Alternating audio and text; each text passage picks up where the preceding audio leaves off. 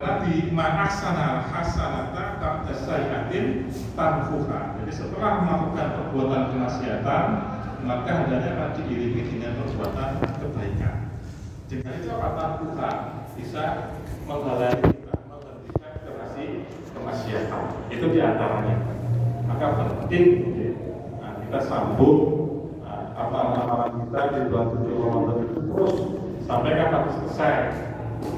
Sampai ketemu bulan Ramadan yang akan datang. Makanya entah itu saya buka atau belum di sini, diantaranya inna anzalnahu fi lailatul qadr. Lailatul qadr itu Pak, menurut Syekh An-Nawawi itu adalah apa? Yaitu pada malam Lailatul Qadar itu ditentukan ajal kita, rezeki kita, jodoh kita, maut kita itu ditentukan pada Lailatul Qadar kemarin. Sampai kapan? Sampai Ramadan yang akan datang. Itu menurut Syekh An-Nawawi Al-Badani Al-Jawi dalam kitabnya Tafsir Al-Munir jilid yang kedua. Makanya mestinya Ramadan kemarin kita minta dipertemukan Ramadan yang akan datang. Betapa banyak ya saudara kita belum diberikan kesempatan ketemu dengan bulan Ramadan. Mesti kalau tidak ini bulan Rajab, Syakban, Ramadan awal itu kan pasti meninggal. Itu mesti kalau kita ini Pak. Rajab, Syakban, Ramadan awal mesti banyak yang diambil oleh Allah Subhanahu wa Ta'ala. Bahkan kemarin jarang kalau menjelang Idul Fitri, jarang yang mati. Kemarin ada yang Idul Fitri kurang 2 hari guys. Jadi penting kita mohon kepada Allah itu Pak bisa dipertemukan dengan bulan Ramadan yang akan datang. Itulah misalnya ya pengantar saya dalam untuk memulai menanasi kajian kita yaitu tentang sejarah. Termasuk Idul Fitri itu merupakan salah satu pemberian dari Allah Subhanahu wa Ta'ala. Aslinya itu adalah hari rayanya orang Persia kuno, yaitu hari raya Nairus dan Marjan. Makanya di kalender itu kalender umum itu tanggal 1, 2 Syawal itu kan tanggal merah. Itu kan berarti 2 hari merah gitu. Itu apa? Menggantikan hari rayanya orang Persia kuno. Yaitu apa? Hari raya Nairus, hari pertama Nairus, hari kedua Marjan. Itu dikutip oleh At-Tirmidzi. Saya sampaikan Bismillahirrahmanirrahim. Abu Dawud dari Anasin qala qadima Rasulullah SAW. Ketika Rasulullah SAW itu nyampe di Madinah, walahum yaumani. Pada waktu itu mereka itu apa mempunyai yauman 2 hari. Yal'abu nafihima, mereka bersenang-senang di dalam 2 hari itu. Takola maka Rasulullah SAW bertanya, mahadani utawi romdino opo iki aliyauman. Jadi hari apa 2 hari ini kok kalian bersenang-senang? Mereka menjawab, qalu kulna nal'abu fihima fil jahiliyah. Ya Rasul, kami ini biasanya setelah Ramadan ya kami ini melaksanakan ini senang-senang. Zaman dulu Pak, zaman dulu senang-senang. Yang minum-minuman homer dan sebagainya Pak. Nah, ada yang bermain perempuan seperti itu, ada yang judi dan sebagainya. Nah, kemudian oleh Nabi, Faqala Rasul maka Rasulullah menyatakan, Innallaha sesungguhnya Allah qad abdalakum. Allah mengganti untuk kalian bihima dengan 2 hari itu khairun yang lebih baik. Apa itu? Minhuma yaumul adha wa yaumul fitr. Yaitu apa? 2 hari Lebaran, Idul Fitri dan Idul Adha. Itu sebagai gantinya oleh Allah diganti yang lebih baik. Makanya kalau dengar Idul Fitri Pak, senang-senangan judi, tombola itu tapi masih mengikuti tradisi orang Persia zaman kuno. Itu riwayat Ahmad, man tasyabbaha biqaumin ya maka dia termasuk itu. Wa yauma qiyamah wa yaumal qiyamati nahsyuruhum, dan pada hari kiamat mereka akan dikumpulkan bersama mereka. Nah, di Idul Fitri dengan lagi senang-senang hati-hati. Oleh duit, sanggup judi yang ada unsur maksiatnya, maka berarti dengan sama dengan merayakan hari rayanya orang Persia kuno, yaitu apa? Nairus dan Marjan. Hati-hati. Wis diganti oleh Nabi sing mulyane itu malah kira-kira. Nah, maka silaturahim itu penting, Pak. Halal bihalal itu kan. Itulah sekalian yang dirahmati Allah menolak. Kita sudah sampai sekilas sejarah kelahiran Nabi Muhammad SAW. Pada Ramadan kemarin saya santun mengulas tentang nasab beliau. Nasab beliau, para ulama sepakat bahwasanya silsilah beliau adalah apa? Dari orang-orang yang dipilih oleh Allah dan Rasulnya. Jadi silsilahnya Nabi itu orang yang suci, Pak. Ini membantah terhadap pandangan orang-orang orientalis yang mengatakan bahwasanya kedua orang Nabi, kedua orang tuanya beliau itu masuk neraka karena belum masuk Islam. Keliru. Nah, dikutip dari buku polemik perayaan Maulid Nabi, itu kotak itu Sallallahu Alaihi Wasallam. Saya print di tempat fotokopi, ternyata ada support dengan Arabic, makanya ada kotak itu. Karya Abu Ubaidah Yusuf bin Mukhtar As-Sidawi, yaitu tentang kelahiran Nabi Muhammad meliputi hari, tanggal, bulan, dan tahun. Yang pertama, Nabi itu dilahirkan pada Yaumul Itsnain dengan kesepakatan para ulama. Yaitu berdasarkan riwayat Bismillahirrahmanirrahim an Abi Qatadah al-Ansari radhiyallahu anhu wa su'ila an shaumil Itsnain, dan Nabi itu ditanya tentang puasa hari Senin. Qala, maka beliau menjawab, dzaka yaumun wulidtu fi. Tentang hari itu, dzaka itu apa? Yaumun wulidtu fi, di mana aku dilahirkan. Wa yaumun bu'istu, dan hari itu juga hari Senin aku diutus. Au unzila alayya bihi, itu apa? Yang diwajibkan kepadaku. Hari Senin itu hari lahirnya Nabi, dan juga hari apa? Hari di mana Nabi diutus menjadi seorang Nabi dan Rasul. Maka oleh Nabi diperingati yaitu puasa Senin dan Kamis. Apakah puasa Senin Kamis itu dilakukan oleh Nabi tiap Senin dan Kamis? Jadi tidak. Apakah Nabi selalu berpuasa hari Senin dan Kamis? Juga tidak. Beberapa ulama al-fikih pun juga bersilang pendapat tentang puasa.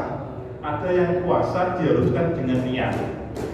Innamal a'malu binniyat. Seluruh perbuatan amal harus disertai dengan niat. Tetapi ada puasanya Nabi yang tidak disertai niat. Beliau melakukannya secara tiba-tiba atau ujug-ujug. Puasa apa itu? Puasa apa? Apa?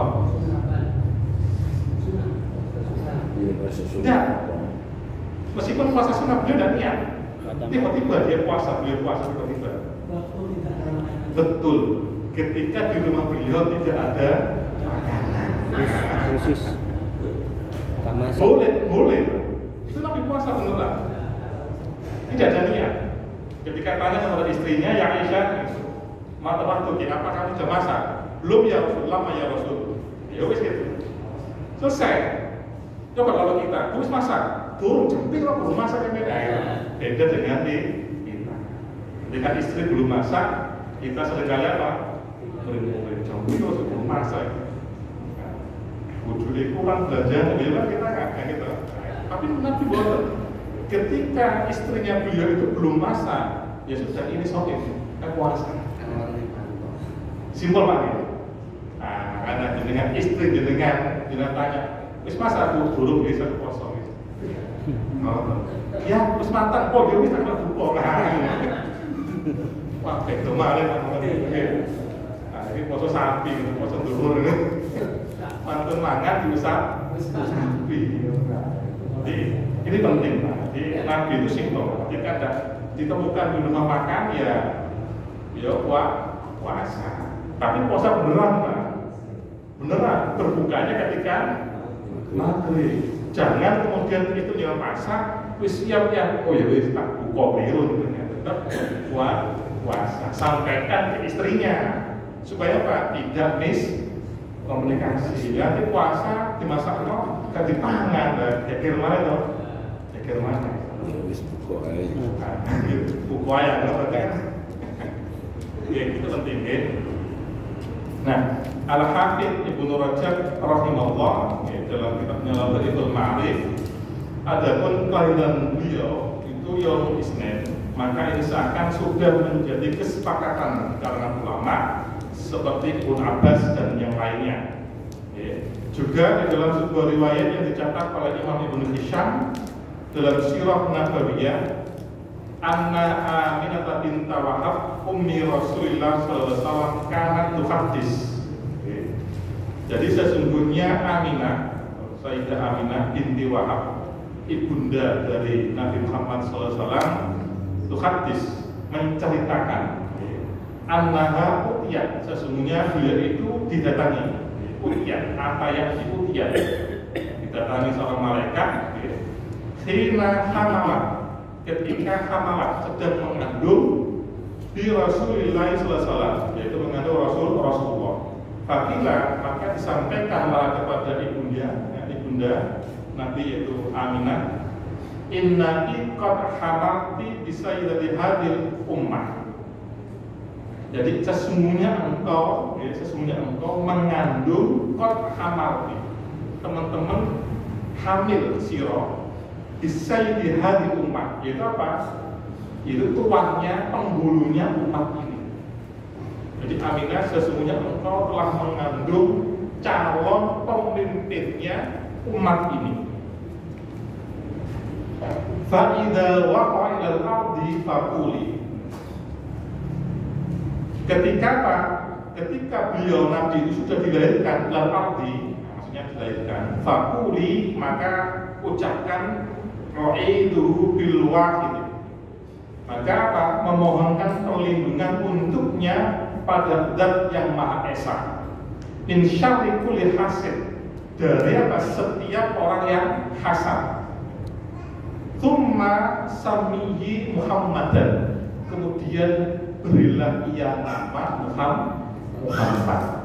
Jadi nama Muhammad itu pemberian dari Allah Subhanahu wa Ta'ala, bukan orang tuanya, bukan kakeknya dan lain, bukan, tetapi dari mana? Dari Allah Subhanahu wa Ta'ala. Jadi bayi yang dikandung oleh Sayyidah Aminah itu yang telah diberi nama Muhammad itu pemberian dari Allah Subhanahu wa Ta'ala. Bedo kali kula lan panjenengan. Jenengan sekali jeneng saking sinten? Mbok sing teko bapake, mbok sing teko mbahe, gitu. Kadang teko wong sing dikandungi, gitu. Kadang teko dikabumi, gitu. Dengan nama orang yang berjasa dalam dirinya, kemudian diambil nama. Termasuk putra saya, anak saya ini, belakangnya saya kasih Gaza. Saya kasih belakangnya Gaza. Karena apa? Karena dulu ketika istri saya mengandung, itu saya mempertahankan tugas akhir saya membahas tentang Palestina saya dulu. Nah, tahun 2011 itu saya membahas tentang Palestina dengan judul yaitu apa? Invasi Israel terhadap Palestina ditinjau dari piagam PBB, ya, Perserikatan Bangsa-Bangsa dan Hukum Hak Asasi Manusia. Ketika lahir, maka belakangnya saya kasih nama Gaza. Supaya apa? Supaya anak ini apa? Selalu ingat terhadap perjuangan Palestina di jalur Gaza. Seperti itu. Itu dari riwayatnya. Kalau harus mungkin mempunyai kayak zaman jeneng apa gitu, seberapa lagi ya?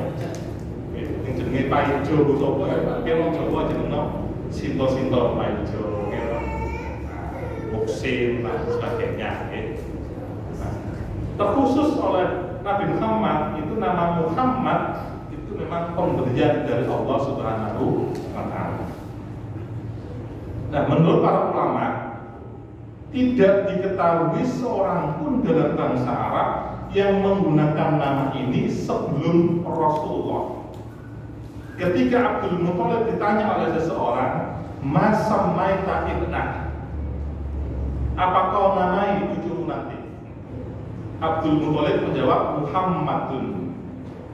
Kemudian orang itu bertanya lagi, "Kaifa samaita bi ismin laisa li ahadin min abaika wa qaumik?" Ya kepriye? Kaifa kepriye? Samaita jenengno sira bi ismin kelawan jeneng laisa li ahadin ora li ahadin marang sawiji wong pun min abaika saking bapak-bapak sira wa qaumika lan saking kaummu. Lah yo pokok gak enak jenenge iku dari orang tuamu, nenek moyangmu, kaummu gak ono jeneng itu kok mungkin jeneng Muhammadun. Maka beliau menjawab, "Inni la arju ayyahmadahu ahlul ardi kulluhum." Saya menginginkan anak ini nanti sebagai orang yang selalu dipuji kepada seluruh penduduk bumi. Jadi mengharapkan seluruh penduduk bumi memujinya. Jadi nama Muhammad itu sejak zaman dahulu itu tidak pernah dipakai. Belum pernah dipakai satupun, Pak, belum pernah. Lah kok dilalak di zaman kita. Jangankan namanya beliau. Namanya kita orang Jawa aja kadang-kadang wis enak gitu. Parto, ternyata Parto Jawa Tengah, Jawa Tengah itu. Parto Pinsopo. Kadang satu kampung jenenge Tukimin ya ono sing 2 kali disebut. Tapi ini khusus nama Muhammadun itu belum pernah dipakai oleh siapa? Oleh seluruh manusia sebelum zaman Nabi Muhammad. Tapi ada ahli sejarah mengatakan ada 3 orang nanti di sini, Pak. Itu pun ketika mempelajari kitab-kitab terdahulu, ternyata namanya Nabi Muhammad itu sudah disebut oleh umat yang terdahulu dan diabadikan di dalam kitab suci mereka. Tapi ada sini. Para sejarawan mengatakan bahwa nama Muhammad tidak biasa dipakai di kalangan bangsa Arab. Hanya 3 orang ini, Pak. Hanya 3 orang sebelum Rasulullah yang menggunakan namanya. Ibnu Thawrah menyebutkan mereka adalah Muhammad bin Sufyan bin Mujashshi, nenek moyang Al-Faradak sang penyair. Yang kedua Muhammad bin Uhaira bin Julah bin Kharis bin Jahjabah bin Kulfah bin Auf bin Amr bin Auf bin Malik bin Aus.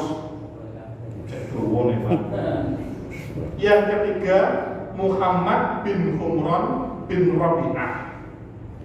Itu pun Pak, mereka tahu dari kitab suci yang terdahulu.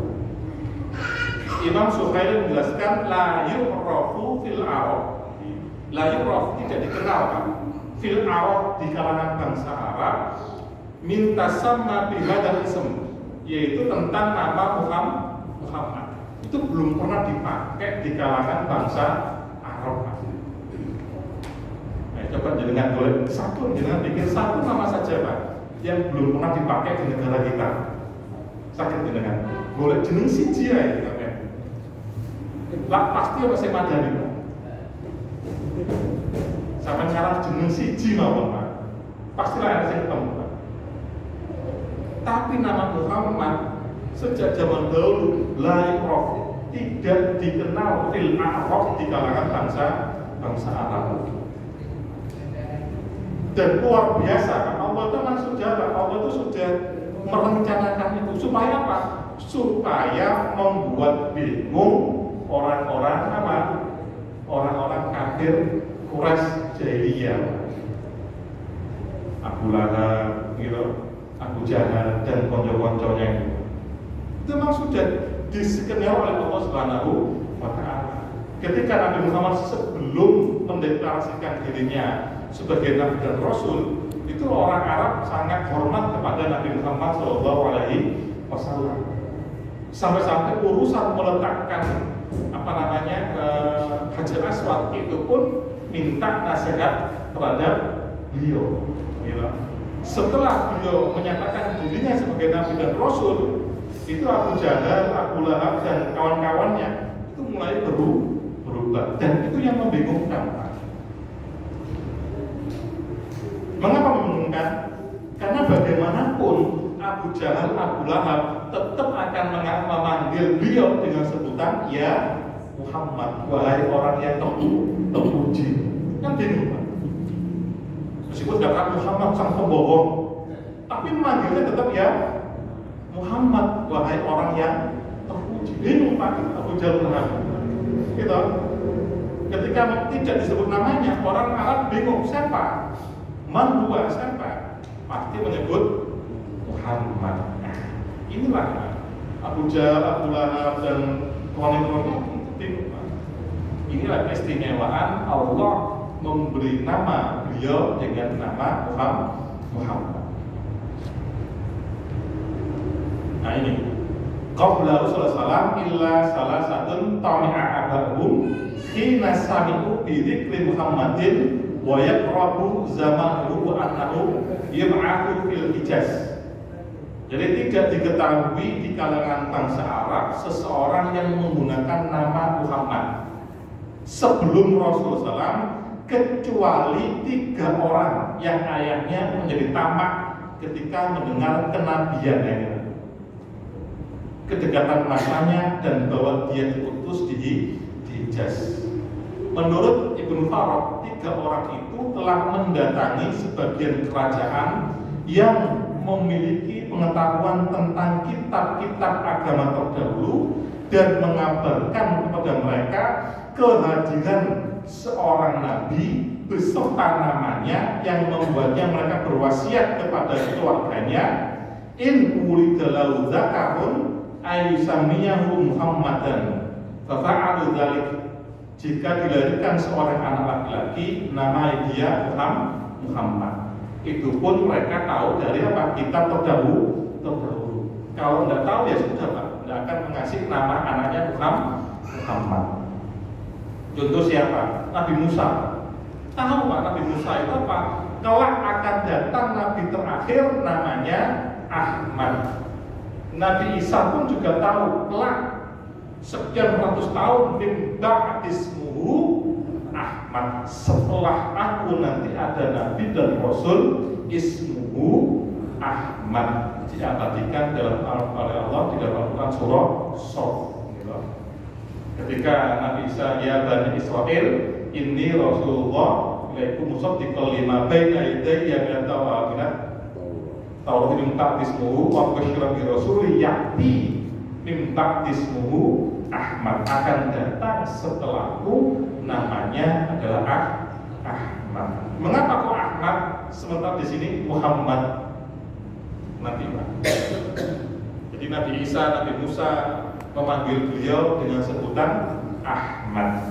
Allah memberikan nama Muhammad. Nanti di sini ada.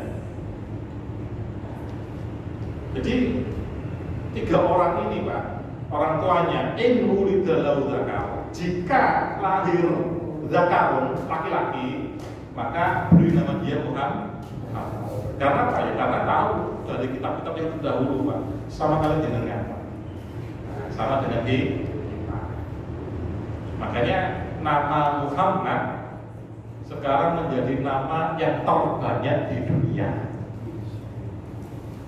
Termasuk di London, Inggris, sekarang ini nama Muhammad menjadi nama yang terbanyak.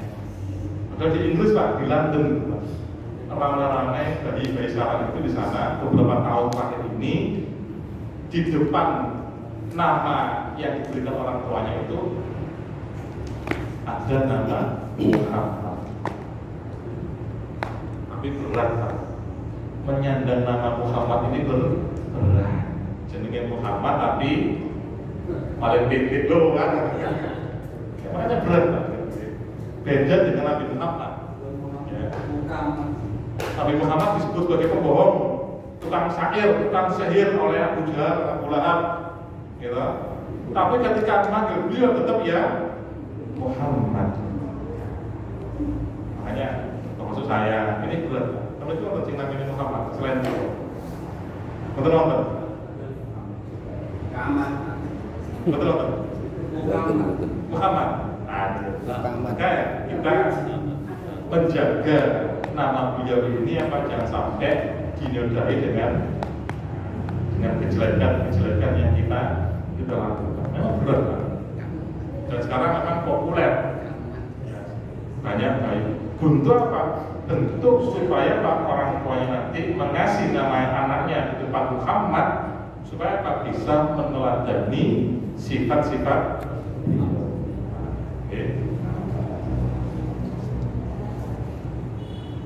Wa amma Muhammadun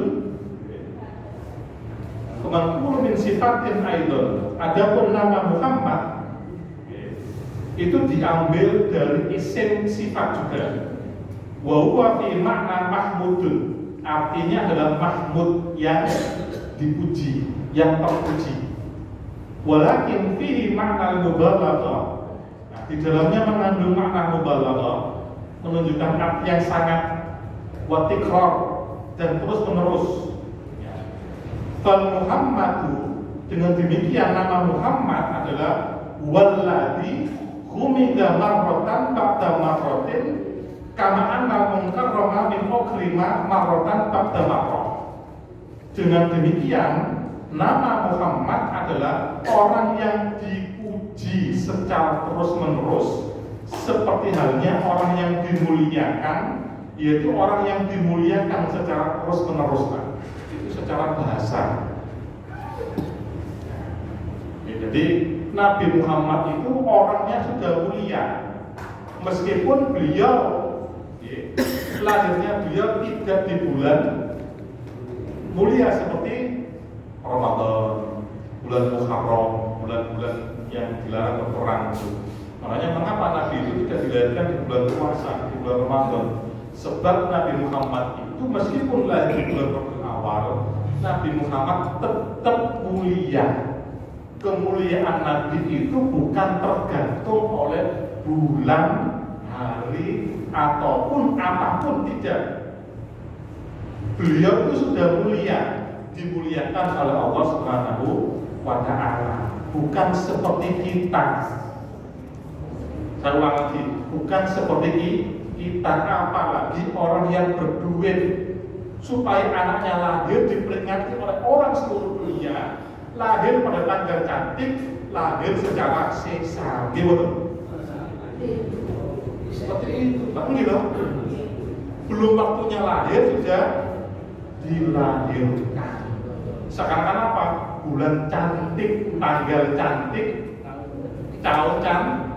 Misalkan hari ini tanggal 23 bulan 3 tahun 2023 di tempat-tempat makanya nggak sampai lahiran secara normal. Berarti dia harus planning. Nikahku tanggal sampai ini gawe itu malam pertama sampai ini dihitung 9 bulan. Oh, berarti bener ya. Yang kecil hujan tuh ini. Terus itu pun payu santen. Masih nambah monggo di planning. Gitu. Berarti lahir 2024 tanggal 4 bulan 4 tahun 2024. Nanti di planning 9 bulan mundur itu malam pertama. Nah, jadi kan tadi. Nah, kalau nggak jadi di mana ya? Planning mana ya? Pas tanggal 4 bulan 4 tahun 2004, meskipun belum waktunya lahiran, karena punya duit, kenapa? Prasi supaya Pak gampang di tanggal cantik. Nah, kalau Nabi tidak, berarti sudah mulia, bukan karena apapun, bukan karena bulan, bukan karena tanggal, bukan karena tahun. Memang beliau sudah mulia dan dimuliakan oleh Allah Subhanahu wa Ta'ala. Makanya beliau tidak lahir di bulan Ramadan. Kalau beliau lahir di bulan Ramadan, apa artinya? Akhirnya kemuliaan beliau domplengkan bulan Ramadan. Itu hikmahnya. Jadi para ulama itu memberikan pengertian bahwasanya apa?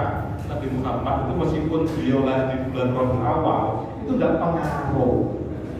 Kenapa kok nggak di bulan Muharram atau Dzulhijjah atau di bulan Ramadan atau di bulan-bulan Muharram 4 bulan Hurum itu Pak, Arba'atul Hurum? Tidak ada pengaruh. Nabi mulia itu bukan karena apa, sudah dimuliakan oleh Allah Subhanahu wa Ta'ala. Ini Pak. Sedangkan penyebutan Ahmad terhadap beliau, terhadap Rasulullah SAW, Imam Suhaili mengatakan hal itu merupakan penamaan terhadap dirinya dalam lisannya Nabi Isa dan Nabi Musa alaihi salam, alladzi summiya bihi ala lisan Isa wa Musa, dan diambil dari isim sifat, tetapi menggunakan makna tafdil. Hamidah, Ahmad, Akbar, Asghar, itu isim tafdil Pak. Kabir itu sifat besar. Kalau dikatakan isim tafdil, Akbaru lebih besar, Shaghirun kecil. Dengan menggunakan isim tafdil, Asgharu lebih kecil, Wasi'un itu luas. Menggunakan isim tafdil apa? Ausa'un lebih luas. Nah, seperti itu. Oke.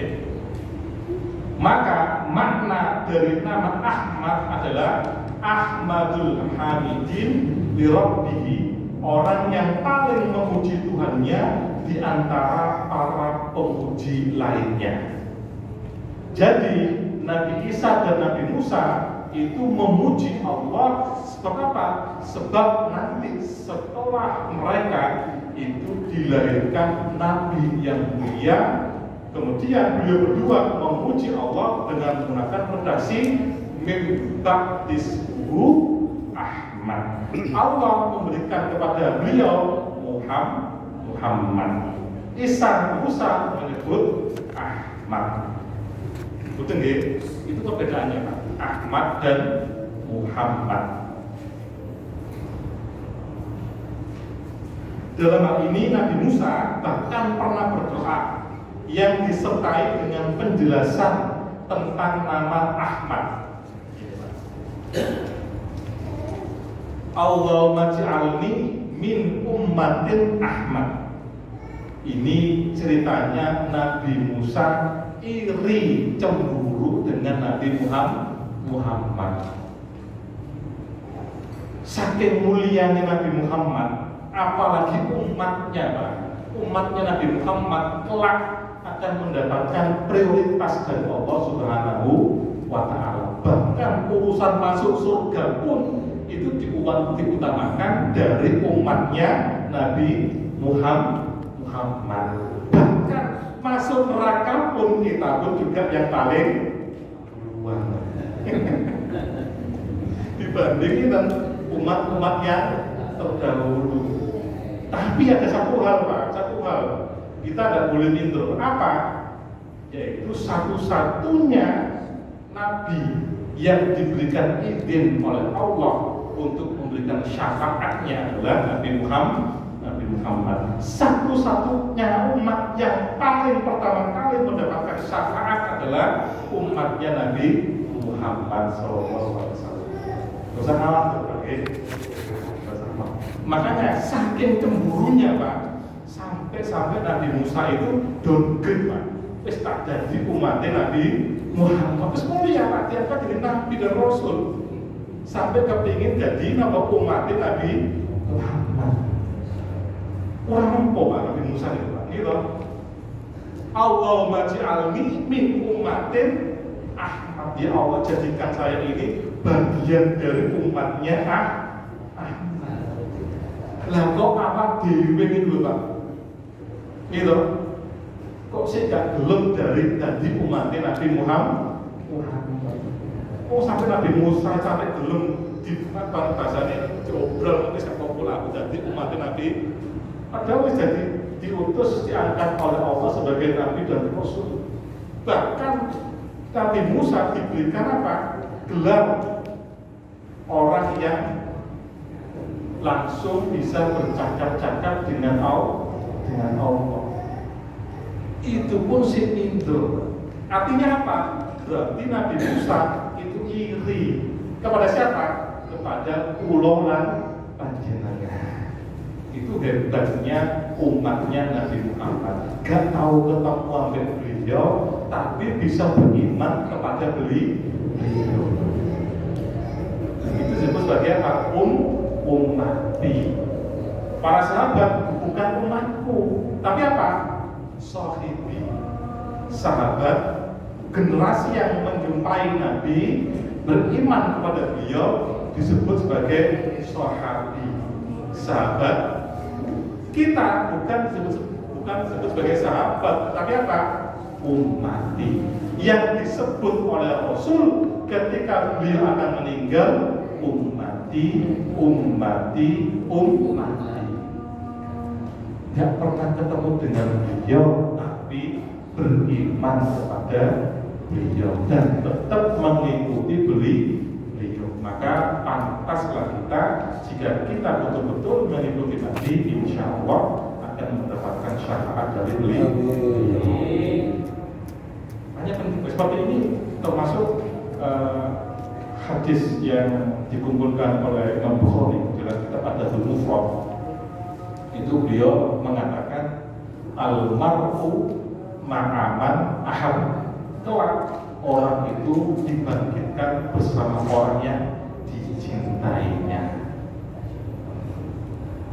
Kalau kita cinta Nabi, buktinya apa kita cinta Nabi? Yaitu dengan mengaji sejarah pertama Pak, Sirah Nabawiyah.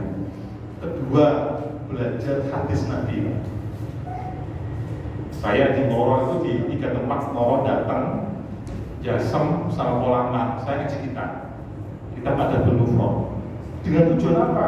Dengan tujuan kelak ketika kita pada hari kiamat dibangkitkan, itu pertama kita bersama Nabi, kedua kita bersama Imam Bukhari. Nah, jenengan senang sambutan kelak hari kiamat, jenengan dikumpulkan dengan artis al-mar'u ma'aman ahab. Orang akan dikumpulkan bersama orang yang dia dicintai. Dijak ngaji, gitu. Dijak ngaji orang tuh terus piye? Dijak wayangan, udah. Mene yo kumpul ambek dalang. Nah, wayang wis ilang Pak. Dalange ketemu temen. Makanya kalau dijak urusan Allah Rasul udah sempat dan sempat urusan Allah Rasul di kata ngaji ngantuk pun tidak ada masalah. Ngaji ngantuk itu apa?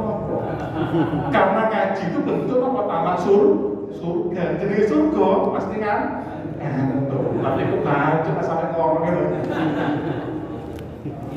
Boleh lah kalau itu pokoknya. Setelah nama Muhammad sampai pada Sayyidah Aminah dan Abi Muthalib, Nabi Muhammad lahir ke dunia di hari Senin, Yaumul Isnin, tanggal 12 Rabiul Awal, tahun Gajah atau Rabiul Fil, menurut pendapat yang masyhur. Dalam sebuah hadis riwayat Imam Muslim, anna Arabiyan sa'ala Rasulullah SAW an siyami Yaumul Isnin. Jadi seorang Arab Badui bertanya kepada beliau tentang puasa hari Senin. Dzaka yaumul fihi wa unzila alayya fihi. Tapi ada perbedaan Pak. Meskipun perbedaan ini lemah, terdapat perbedaan pendapat tentang kapan Rasulullah lahir. Ya, pendapat yang diketahui secara luas tadi di atas. Tetapi ada Pak pendapat yang lain. Ada pendapat yang lain, meskipun nanti oleh Imam Ad-Dhahabi itu dihukumi lemah, bertentangan dengan hadis yang mutabar, hadis yang paling kuat. Di antaranya di sini, Wulida Rasulullah SAW Yawmul Isnin Isnata Ashrata Lailah Khalat min syahri Rabiul Awal Amul Fil. Beliau dilahirkan hari Senin tanggal 12 di malam yang tenang pada bulan Rabiul Awal tahun Gajah. Riwayat di atas diperkuat dengan perkataan Qais. Qais itu punya kakek, Ulid tu anak wa Rasulullah Amul Fil. Jadi kakeknya Qais itu lahirnya sama. Aku dan Rasul itu dilahirkan pada tahun Gajah, tahunnya sama. Dalam riwayat yang lain ada juga yang menyebutkan bahwa Rasulullah SAW dilahirkan di bulan Ramadan. Tapi ini lemah, dibantah oleh Imam Ad-Dhahabi. Riwayat ini dikemukakan oleh Ubad bin Mukarram. Wulida Yawmul Isnin, beliau dilahirkan pada hari Senin tanggal 12 min Ramadan, di bulan Ramadan. Tetapi oleh Imam Ad-Dhahabi itu mengarang kitab Mizanul Iqtidal fi Taqdir Rijal. Saya punya kitabnya, itu 9 jilid, Pak. Saya punya kitabnya namanya Mizanul Iqtidal fi Taqdir Rijal, dikarang oleh Imam Ad-Dhahabi. Kitab itu berisi nama Pak. Jadi 9 jilid yang saya punya, itu isinya nama-nama Pak. Puluhan ribu nama-nama, semuanya itu hanya kumpulan nama, Pak. Nama sanad. Misalkan nama Samurah, bagaimana pendapat para ulama tentang Samurah, itu semuanya dikatakan, Pak. Nah, pendapat-pendapat ini semua dikatakan. Oh, dia apalanya jelek, su'ul hifdi. Oh, dia makruh, dia ditinggal oleh para ulama. Itu pendapatnya para ulama tentang, ya bersih itu aja kitabnya. Saya punya 9 jilid, namanya Mizanul Iqtidal fi Taqdir Rijal, yang dikarang oleh Imam Ad-Dhahabi. Menurut beliau, riwayat di atas merupakan hadis sahih. Dalam istilah hadis yang gugur dan tidak bisa dijadikan sandaran, artinya mabdul tokola. Di sisi lain, terdapat riwayat yang mengatakan bahwa Rasulullah SAW lahir di tahun Gajah ini. Jadi yang masyhur adalah tanggal hari Senin, tanggal 12 Rabiul Awal tahun Gajah. Itu yang disepakati oleh para ulama dan yang muktabar, yang paling kuat. Inilah misalnya yang Allah kajian kita tentang beliau. Mudah-mudahan kita menjadi umatnya beliau dan mendapatkan syafaat dari beliau.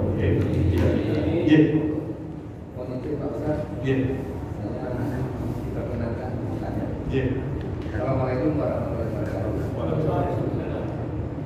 Yang saya tanyakan ini kan tadi yang pertama di awal disebutkan tentang perayaan.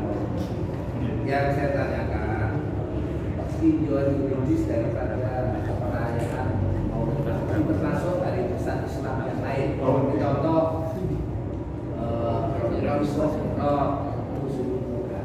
apakah ini pernah dilaksanakan di zaman Nabi, di zaman sahabat, atau di zaman Nabi? Mohon penjelasan. Terima kasih. Assalamualaikum warahmatullahi wabarakatuh. Jadi memang semuanya di zaman Nabi tidak pernah dikerjakan, baik dari generasi Nabi atau sahabat. Kemudian dari perayaan Maulid itu mulai banyak di periodenya Salahuddin Al-Ayyubi. Dari Salahuddin Al-Ayyubi itu mulai, meskipun di zamannya sebelum Salahuddin sudah ada yang melakukan itu, tetapi di zaman Salahuddin itu untuk apa? Untuk menaikkan zirah umat kepada bentuk cintanya kepada Nabi Muhammad SAW. Bagaimanakah masalah itu sebetulnya Muhammadiyah sendiri memperbolehkan? Dalam arti kalau diisi kajian, pengajian untuk apa? Mengenang terhadap Maulid Nabi. Karena kita punya ayat laqad kana fi Rasulillah uswatun hasanah. Maka untuk dalam apa sejarah supaya tidak umat ini merupakan sejarah dari baginda Nabi Muhammad SAW. Nah, kalau dalam bentuk-bentuk yang lainnya, nah ini dalam bentuk-bentuk yang lainnya, contoh banyak beberapa perayaan-perayaan yang justru di luar.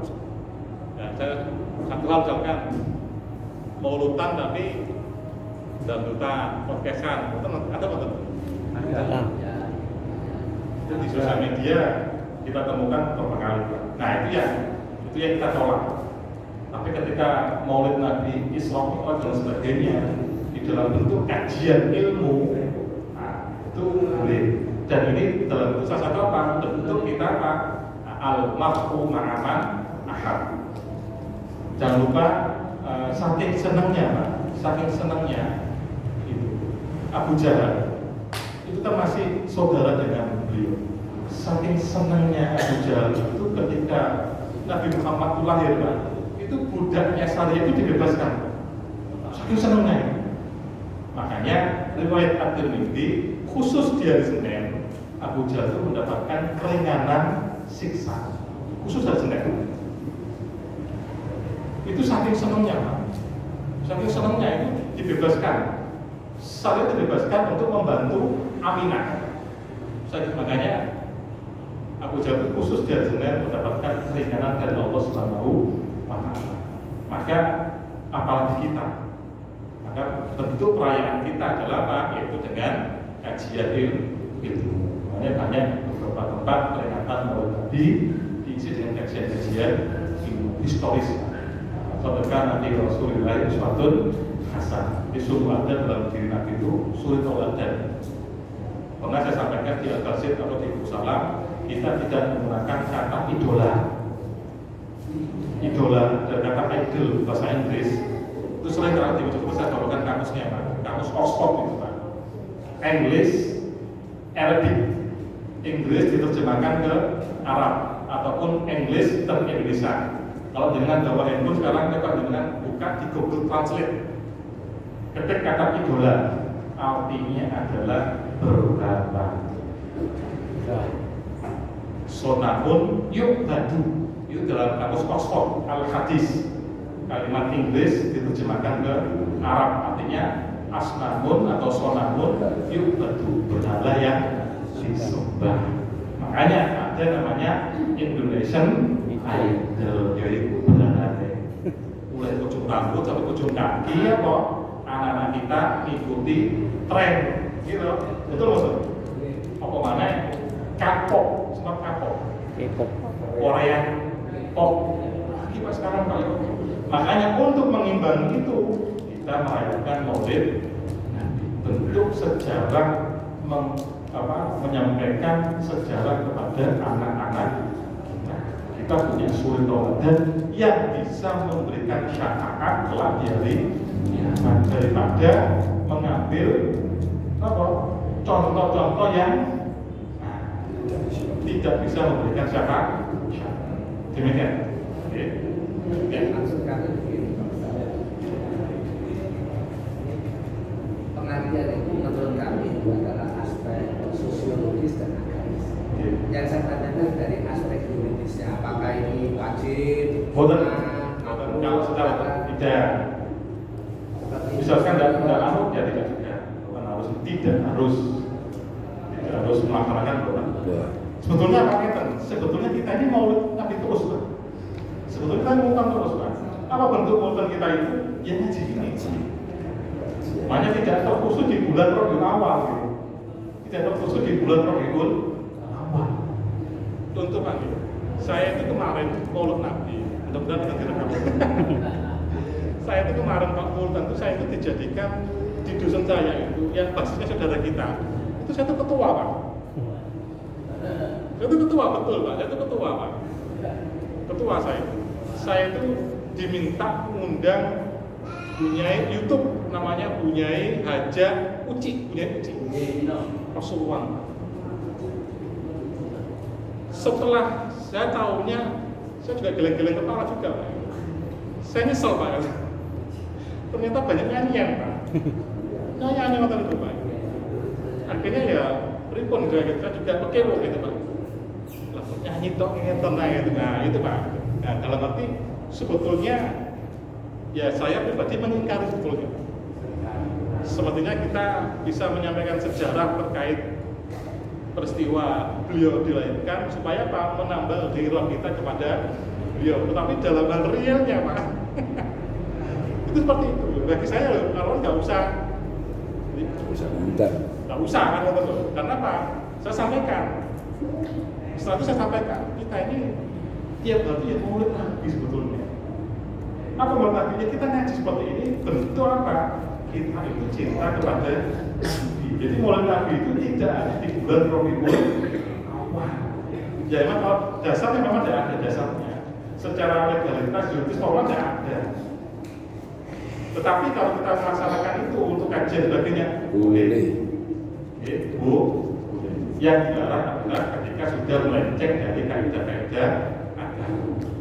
Mestinya bukan tradisi, mestinya agama yang kita jadikan tradisi, bukan tradisi yang kita jadikan agama. Itu kalau guru kami di pondok seperti itu. Jadi ada kalau sosiologis seperti itu, nah kita memang berbeda. Kalau sosiologis daripada di masa kita dan betul dan sebagainya, maka dibuat mulutan. Meskipun lagi isinya saya sendiri juga mengingkari Pak. Tapi ya itu tugas saya Pak, perlahan-lahan. Makanya setelah itu saya sampaikan kita ini mulutan itu tidak ada di bulan Rabiul Awal, di bulan mulut. Tapi apa? Setiap hari mulut. Dengan cara apa? Dengan cara ngaji kita, ngaji hadis itu bentuk kita mulutnya.